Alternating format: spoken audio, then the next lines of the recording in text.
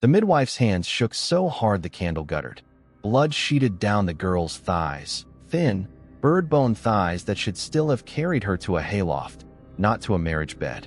Somewhere in the stone throat of Pembroke Castle a scream ricocheted, raw as flayed leather. It was January 28th, 1457, and the sound was coming from the future king of England's mother. She was 13, not a metaphor, not barely 13.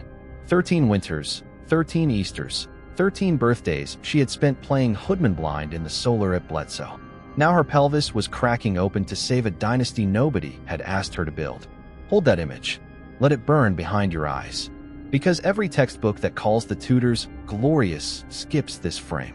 Every documentary that lingers on Henry VIII's jewels, on Elizabeth's white-faced glamour, on the Armada and the Renaissance and the swaggering Holbein portraits, cuts away from this moment. They have to.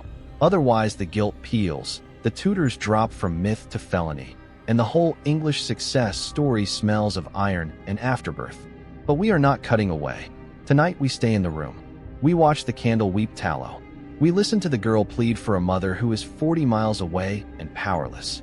And when the child, Henry, slips out at last, purple and silent, we do not cheer. We count the cost. Still here? Good. You were supposed to leave after the shiny crowns and the violins. You were supposed to click on something safer. But you didn't.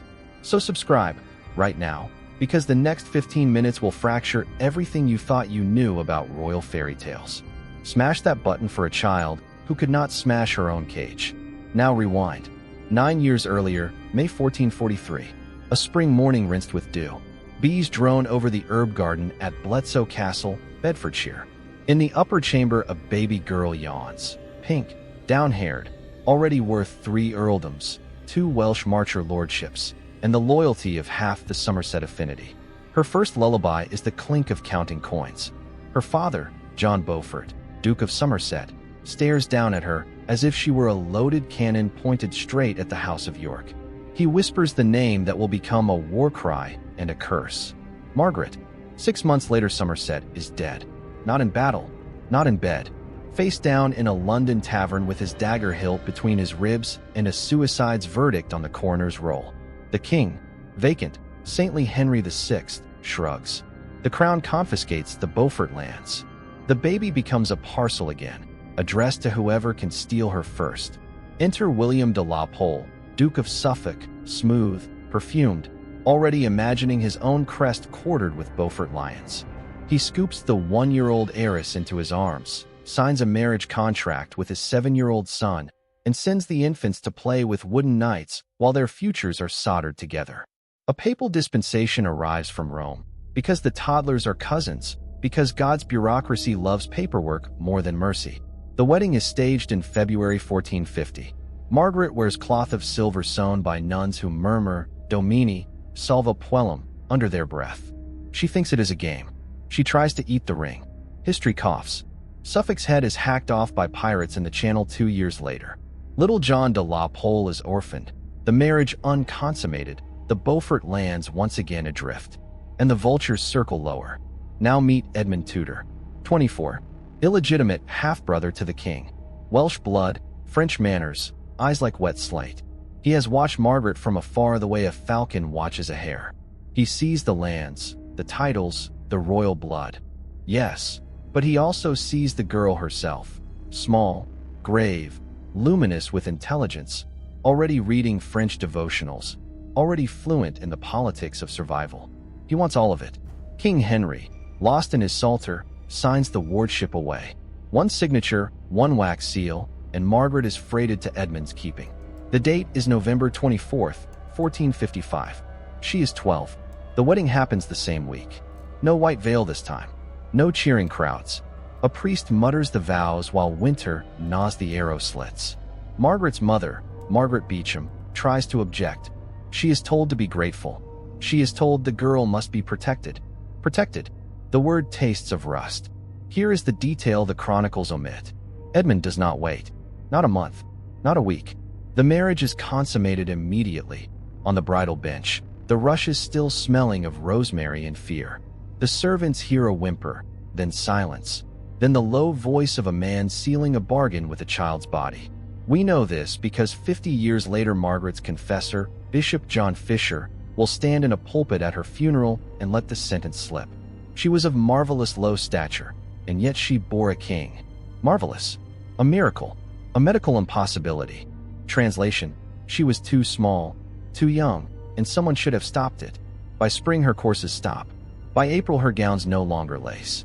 By May she is vomiting behind the arras while Edmund rehearses the names he will give his son: Arthur, Edward, Henry, any sort of a name that can cleave England in two. He does not fear for her. He fears only the law. If Margaret dies childless, her inheritance reverts to her family. If she dies in childbirth, he keeps everything for life. The arithmetic is simple. The earlier the pregnancy, the earlier the profit. Even if the vessel cracks. July 1456. The Wars of the Roses howl through the Welsh marches. Edmund is captured by Yorkists and clapped in Carmarthen Castle. Dysentery races the corridors. He dies November 1st, exactly 1 year after the wedding. His last words are not for Margaret. They are for his brother Jasper. Guard the boy in her womb. The lands are mine if she perishes. So the 13-year-old widow rides pregnant through January sleet, escorted by men who speak of her as the parcel and of her unborn child as the deed. Pembroke Castle's gates grind shut behind her.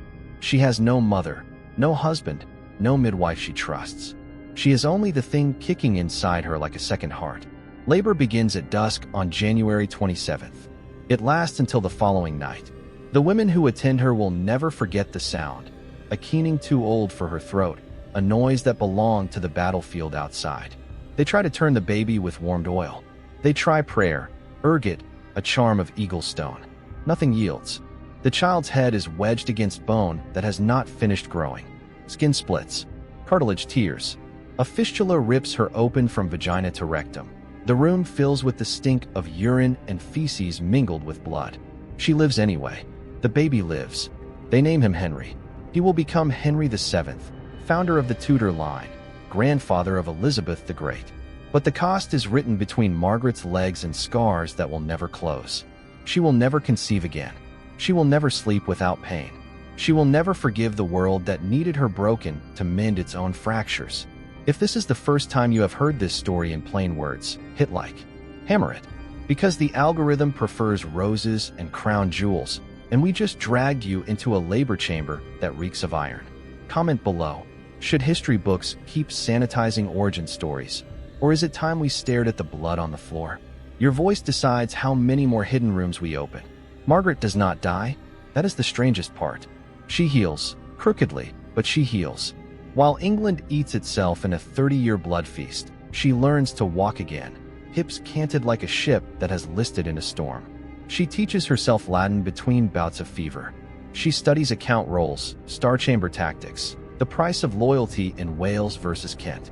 She watches Jasper smuggle her son through secret postern gates and understands. Power is simply the art of being the last one still standing when the music of massacre stops. At 28, she marries again. Henry Stafford, kind, biddable, willing to let her run the estates while he hunts. At 36, she marries a third time. Thomas Stanley, kingmaker, turncoat, the man who will hold the crown literally in his palm on Bosworth Field and place it on her son's head. Each marriage is a chess move played with a body already ruined. Each wedding night, she negotiates the same bargain. No more children, no more invasions. They agree because she is richer than God and colder than January. They agree because they have seen the parchment smile that does not reach her eyes. A smile that says, I have already died. You cannot kill me again. And all the while she guards Henry like a dragoness who has misplaced her fire. She keeps him in Wales until the rivers run red with Yorkist blood. She writes him letters. Remember who paid for your breath with her bones. Trust no one who speaks of honor before revenue. Crown or coffin, there is no third bed. He listens. He survives. He wins. On August 22nd, 1485, the Tudor standard snaps above Bosworth. Richard III is hacked to death in the mud. Stanley lifts the circlet from a dead king's helm and sets it on the head of a 28-year-old who still bears the oval face of the child who almost killed his mother. Margaret stands behind the throne, literally. A special chair is built for her at court. She signs herself Margaret R., Regina Mater, Queen Mother in all but name. She founds colleges, Christ's, St. John's, so that other girls may learn to read the languages that once sealed her fate. She bankrolls printers, alchemists, explorers. She keeps England solvent while her son counts angels on coins. She is, by every metric, the most powerful woman ever to operate behind an English crown. And yet, she cannot pass a cradle without flinching. She cannot look at her granddaughter, another Margaret, betrothed at 6 to the King of Scots, without tasting metal. She fights the betrothal in council. She begs her son, delay. She is too little. The Scots will not wait. She knows. Oh, she knows. Henry records the plea in his privy purse accounts. The Queen and my mother much against this marriage for fear of hurt to the child. Parliament overrules her. The little princess is shipped north at 13, married at 14, dead in childbirth at 15. The cycle repeats. The Tudor rose blooms scarlet. Margaret dies June 29, 1509, 5 days after her 66th birthday, rich, revered, unmatched. They bury her in the black habit of the Order of St. Francis, the robe she wore for 30 years beneath cloth of gold. Fisher preaches the funeral sermon. He praises her charities, her colleges, her piety. He lets slip one sentence. She was of marvelous low stature, and yet she bore a king. The congregation murmurs, miracle. No one says, rape. No one says, obstetric violence. No one says, the throne was mortared with the cartilage of a child's pelvis. But the body keeps the score. Her tomb effigy shows a tiny woman, hands folded, eyes open. If you visit Westminster tonight, shine your phone torch across the alabaster. You will see a hairline crack running from hip to hip, damage done by Victorian restorers, they claim. Or perhaps the stone itself remembers what the archives will not. So here we are, 5 centuries later, scrolling beneath LED moons. The algorithm serves up Tudor weddings in slow-motion velvet, Hans Zimmer strings, slow-motion confetti. We like, we share, we forget. But you made it to the final minute. You did not scroll away. That means something. It means the algorithm will test this story, will weigh horror against sparkle, and decide whether anyone else sees it. So tell YouTube what you want. Drop a comment. Should the next video expose the price behind every famous dynasty? Should we keep dragging the camera backward until we find the first child who paid? Or do we retreat to highlight reels of crown and codpiece? Subscribe and ring the bell, not for me, but for every Margaret whose name got edited out.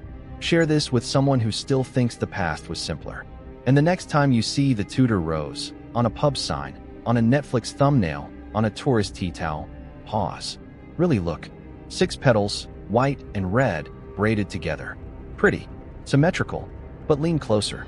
Smell iron.